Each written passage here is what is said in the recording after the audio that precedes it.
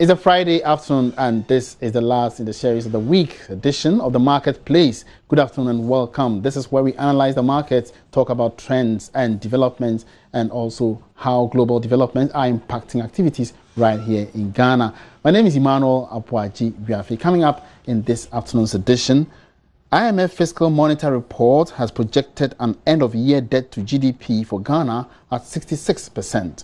Also, World Bank President Jim Yong Kim says he does not think Ghana and other African countries with high debt levels risk falling into debt distress or HIPIC. And also in this bulletin, Minister of Trade and Industry Dr. Eko Spio-Gabra has called on corporate entities in the country to develop a more economic and sustainable social policy to streamline corporate social responsibilities. Details of these and other stories will come your way shortly. You can always get interactive with us by tweeting your comments, suggestions, and questions at Joy Business GH. That's our handle. And on Facebook, our page is Joy Business. For more business news, don't forget to log on to myjoyonline.com/business. We'll be right back for the details.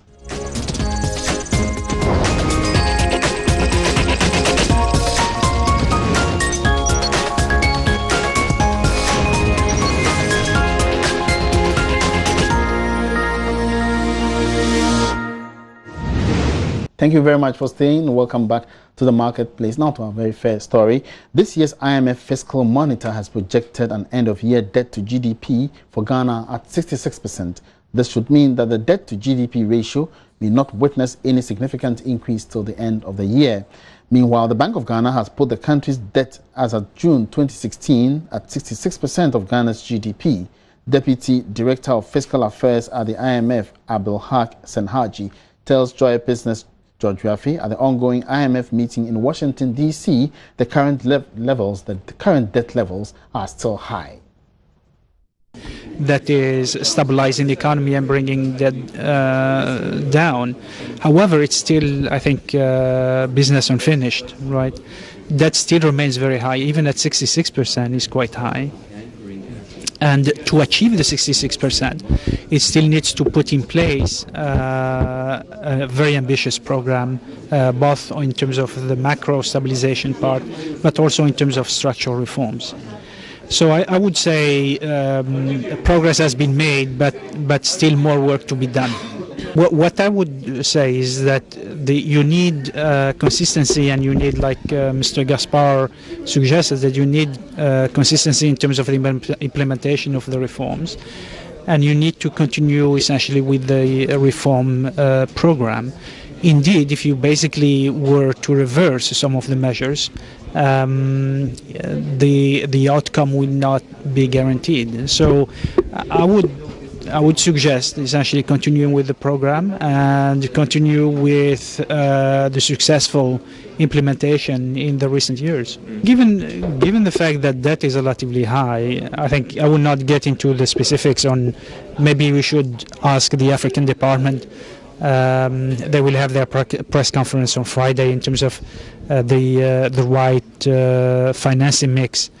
But I will certainly be careful in terms of taking much more debt. I think both, but certainly on the adjustment will be tilted more toward expenditure, although revenue measures are important as well. And we have called for more of the broadening of the tax base and making essentially the tax system a little bit fairer as well. But the adjustment, you're right, will be driven to a large extent by the spending side. All right, so that was Abdelhak Senhaji, the Deputy Director of Fiscal Affairs at the IMF. Meanwhile, the World Bank President Jim Yong Kim says he does not think Ghana and other African countries with high debt levels risk falling into debt distress or HIPIC. Mr. Jim gave this response when he was asked about how the rising debt levels of some African countries, especially for those who have exited HIPIC, risk of falling back into that category or debt distress. But speaking at a press conference at the annual World Bank Spring Meeting in Washington, D.C., Mr. Jim said the debt levels in these countries, including Ghana, are not that bad. Well, Larry, I think if you look at debt to GDP ratios, they're still in most of Africa still pretty reasonable. We are not. There are some countries that are now above 50%, but there's still many countries that are still quite a bit below 50% in terms of debt to GDP ratio. So what we're doing now is to really try to focus on things like, can we create asset classes even, for example, in African infrastructure that will require relatively less indebtedness and really bring private sector investments into these countries. We're watching debt levels very, very carefully. I'm not yet concerned that we're reaching a debt crisis level, certainly not in most of sub-Saharan Africa, but we have to watch it. Now, if you look at the places that have gotten into trouble recently with debt, two of them are Lebanon and Jordan. And they went, Jordan itself went from around, a little over 50% debt to GDP to over 90%, and that was mostly because of the response to the refugee crisis. So one of the things that we are now doing is we're being much more strategic and much more flexible in the way we use concessional finance. So for Jordan and Lebanon, we're actually providing them concessional lending. We took some money from the UK that was given as a grant and go to the capital markets, blend the two, and can provide 15 to 20-year money at close to 0%, because we want to show that when countries provide a great service for the world in absorbing Syrian refugees, that they should not become indebted, and certainly not indebted with short maturity, high interest debt. So we're following it very closely, and I think the new flexibility that we have in using concessional resources will help us even more. All right, so those were developments up there in Washington, D.C. The World Bank IMF spring meetings. Now back here in Ghana, the Ghana Investment Promotion Center GIPC says it will continue to leverage investment attraction into the manufacturing sector to grow the economy. The sector, according to the center's second quarter investment report, was expected to create close to 2,500 jobs, the highest among all other sectors. The CEO of the GIPC, Maruna Treba, has been reviewing the center's activities so far this year. She explained to Joy Business the focus now is to build the capacity of local firms through partnerships to create jobs and to grow the economy. I'm always quick to reinforce the key message that it is very much a team effort to promote investment opportunities in Ghana. So our collaborations with various ministries and government agencies, particularly the Ghana Export Promotion Authority, the Ghana Free Zones Board, obviously the Ministry of Trade and Industry and Ministry of Foreign Affairs, we're all focused on ensuring that we're attracting the right quality of foreign direct investment into the country. And I think that as we continue to redirect our efforts and get very specific, we'll continue to see more investments coming in those areas that are really important for us from a development standpoint. So a lot of the attention on the manufacturing sector will continue to be sustained, and obviously encouraging more and more Ghanaian companies to look at expanding their operations to serve the sub-region, to serve international consumers. Those are things that we believe will help us to enhance the development agenda, which is really creating more jobs through producing more that we can, first of all, use to serve our domestic market, but also serve the international market as well. And the Minister of Trade and Industry, Dr. Eko Spielgabra, has called on corporate entities in the country to develop a more economic and sustainable social policy to streamline corporate social responsibility activities. Dr. Gabra says the private sector's contribution to social responsibility in the country could be enhanced through the systematic implementation of a sustainable policy. The Trade and Industry Minister was speaking at the launch of the National CSR policy in Accra. Companies in the past have embarked several initiatives that they considered as corporate social responsibility. This, however, did not fall in line with proper policy guidelines and eventually did not yield the desired results. The development of a policy document for CSR was commended by the New Partnership for African Development in its 2011 peer review report. Speaking during the launch of the Ghana National Corporate Social Responsibility Policy in Accra, Dr. Spielgabra said, without a sustainable and economic policy, the targeted national development for for the country will not be achieved. He therefore urged corporate entities to develop appropriate policies to meet their target. Corporate social responsibility must also be commercially and financially sustainable. So we want it to be economically sustainable, socially sustainable, environmentally sustainable, but you cannot do those things if, for whatever reason, the programs also are not commercially and financially sustainable. So I was delighted to see a number of programs that GIZ is involved in, some of which border on commercial activity, whether it is processing or packaging or whatever it is that is being done. And I'll be interested in exploring some of this a little bit more with them. I hope that the departments in the Ministry of Trade and Industry that are responsible, especially for industry, beyond the CSR aspect, are actually sufficiently engaged with the GIZ and the employment program that we saw with regards to any other areas in which the ministry. His part, German ambassador to Ghana, Christoph Retzlaff, outlined some relevant actions that Germany has undertaken to make it the best country within Europe. He noted that such policies could be emulated by Ghana to help sustain its CSR policy. In social responsibility, Germany is actually one of the leaders in Europe and maybe also worldwide. We have always seen the private sector and companies as a very relevant part in our society. We have in Germany developed a concept that's called social market economy.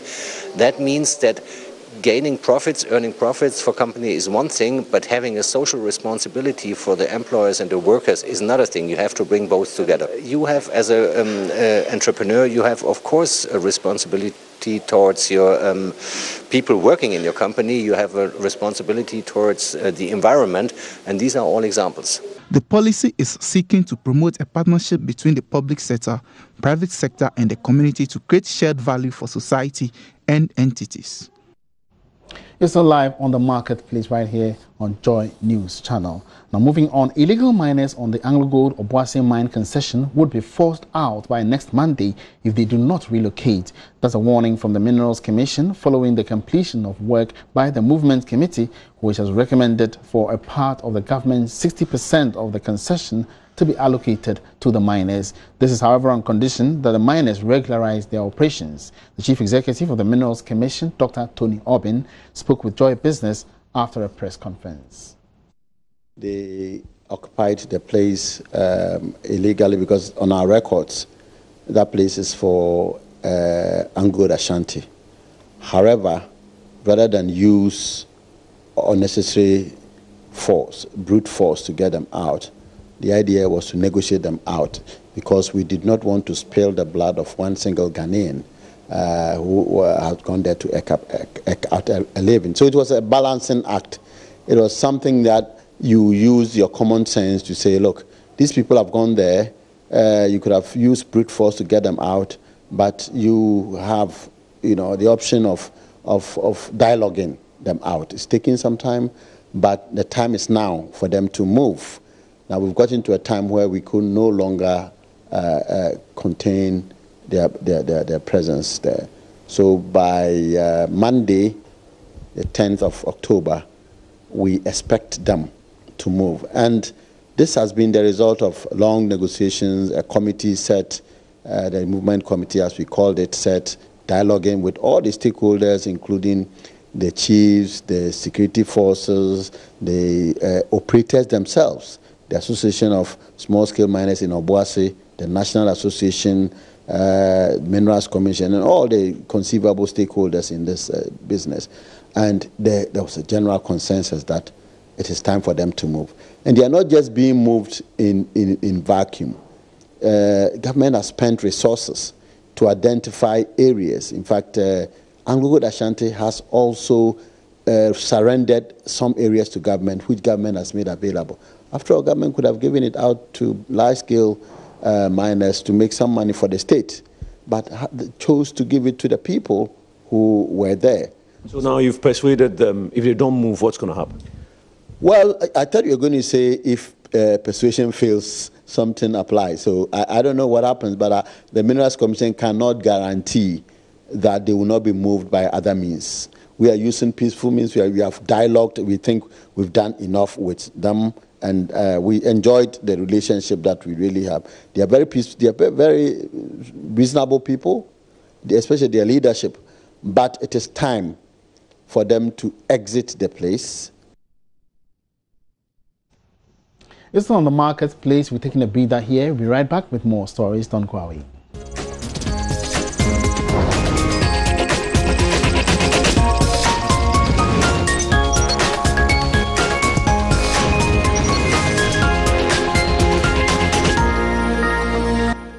Thanks for staying and welcome back. Now, organizers of the Vodafone African SME Summit are taking steps to boost the impact of the event among businesses. They have, in this light, introduced Biz African app to enable participants and speakers to interact even after the event. The convener, Yawa Samoa, says this is part of innovations to grow small and medium-scale enterprises. He spoke with Joy Business after the launch of this year's edition of the event under the theme Entrepreneurship Becoming a Ready Business. This year we've introduced the Biz Africa app. So what the Biz Africa app enables SMEs to do is we congregate professions and companies or organizations so that they can interact among themselves on the app. So let's assume somebody wanted to do a conference and he needed tailors. We aggregate tailors, you can engage them. You can engage them on the app. Then also, when you go onto our website, that is www.africansme.org, you can register to be a member of the African SME organization. And through that, you can get mentorship, you can get training, you can also get access to the tools on our website. You can get access to the presentations and papers that our speakers will deliver. Our theme is entrepreneurship, becoming a ready business. I think our world, business, Africa, Ghana, is in a rapid change. Things are changing from artificial intelligence to new media, to human genome, to 3D printing, and all of those. These are key factors which are going to affect businesses. Now, what we are asking businesses is, are they ready for the new frontier of growth in their businesses? Are they ready to create sustainable businesses? And we have brought together more than 15 speakers from across the continent and also the world. So we have speakers from Ghana, majority of our speakers from Ghana, but we have speakers from China, from India as well.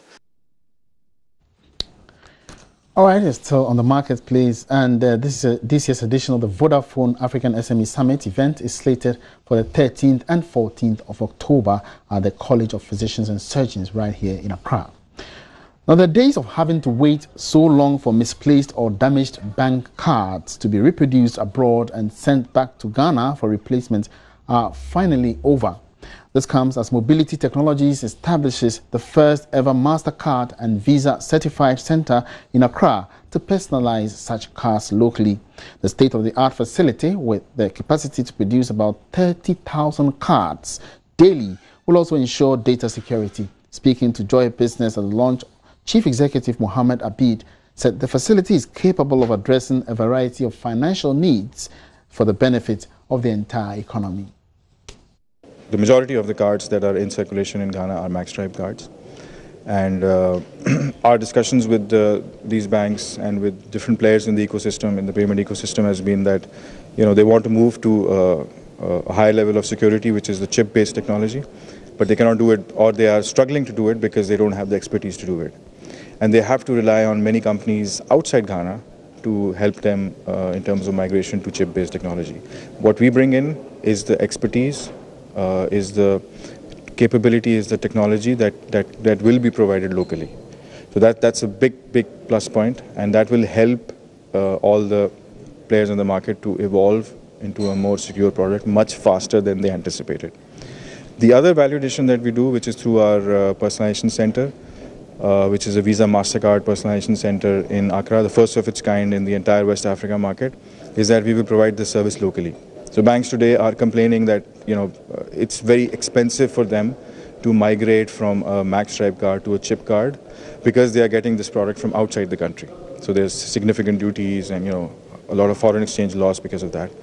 What we are doing is we are saying, okay, we'll give you the service locally. So that is significant cost savings. So there's always this debate between the cost of fraud versus the cost of evolving the technology to avoid that fraud or to eradicate that fraud.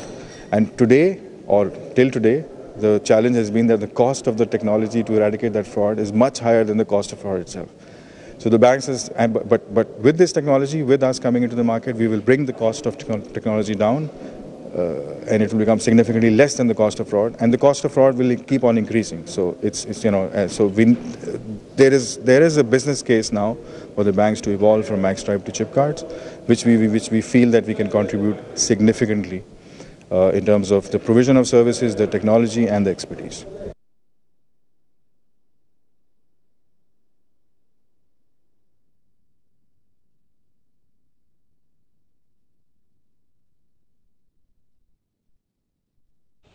A very impressive development indeed. Now, finally, on the marketplace, as cost of goods and services rise at a fast pace, consumers continue to explore more affordable and convenient means of meeting their needs on the market. This trend has led to the situation where consumers are increasingly drifting towards night shopping. They say they are able to attract lower prices for various items during the night. Joy News' Faustina Safo has been looking at sales and marketing at night and has more in this report. Ghana's average inflation is 17.17%. With the increase in cost of goods and services, consumers seek more affordable means of meeting their needs. While the solution is right here at the La Paz Night Market. Wondering why the place is packed at this time? Well, we'll get to find out together.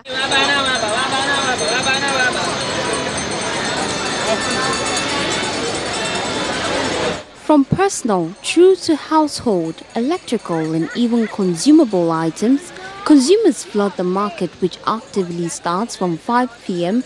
and sometimes peak at 10 p.m. Stretching from the Las Palmas Junction to La Paz in the Newboy Town Junction, vendors arrange their goods on both sides of the pedestrian walkway in a desperate bid to catch customers' attention. The marketing strategy can get quite innovative, with traders sometimes chanting catchy phrase.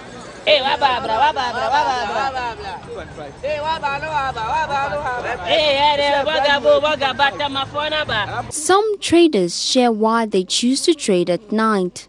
Sometimes in the afternoon, the area people do warriors. So let's usually in the evening before we can get a chance and then sell our market. And then you see, the problem here is we don't have an actually place that we can place our market and sell them. So that is why sometimes we're in the traffic. Oh, we like here because we don't have money to go and rent stores. You understand? So we do this one. If God permits, then small time we get our store. As for here, the market at night, it used to go on, but sometimes when the car is coming, like we used to push our things back. Some consumers cited convenience of location as the reason they shop at night, while others believe price of goods are much more affordable at night as compared to daytime. This night I just close for work, where I just see the phone. I just look inside. If I see the better one, I can buy. I can use my choice to buy it. I think say La Paz one is better to me because it's very low price for me. Anyone we have choose inside, I know say it's very low for me. Buying at La Paz is, to me, it's more better than distance, like going to Circle and a lot of places. I live around and I choose to buy around. This seemingly convenient trader-consumer partnership has, however, raised some security concerns. When coming around, you have to be careful, and it's a normal thing, like people do pickpockets. It's something about you being careful and knowing what you're doing. Faustina Safo for Joy News. All right, so it's been so exciting having you on board the show every day of the week. This is where we conclude this afternoon's package, and I hope you really enjoyed it, and you make time again next week for more interesting developments from the world of business. My name is Emmanuel Abuaji Viafi. Have a great weekend and keep watching Joy News.